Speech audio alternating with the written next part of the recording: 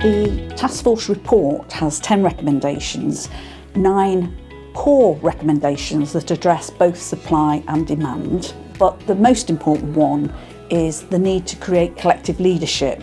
And although that's nothing really about housing, without that, across the whole of the system, the implementation of the Task Force report's findings and recommendations just won't happen.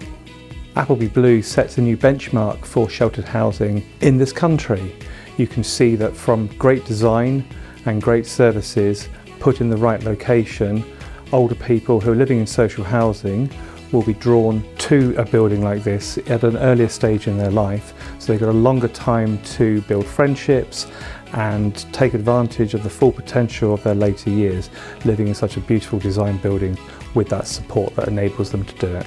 The overriding message of the report is that the sector cannot go on as it is.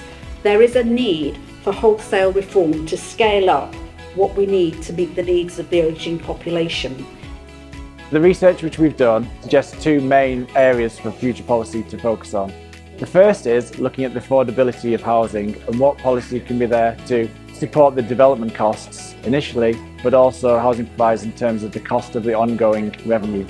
Also, understanding what actually older people want in older age and how that differs by the different groups in the older people's population.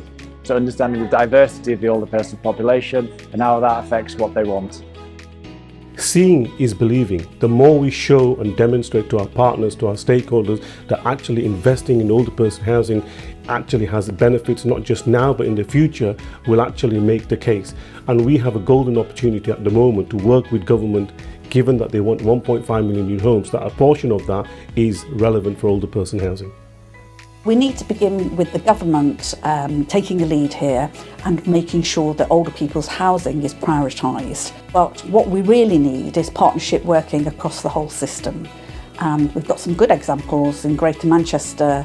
There are stakeholders of health, social care and housing coming together on a regular basis and working with academics to look at local issues.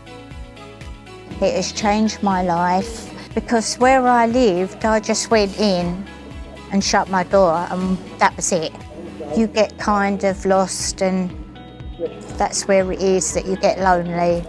But here, you can just come out and mix with people.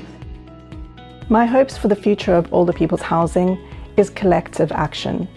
We can't do this alone. By organisations coming together and working with government, we can create an integrated system where housing, health and social care lead to better outcomes for all.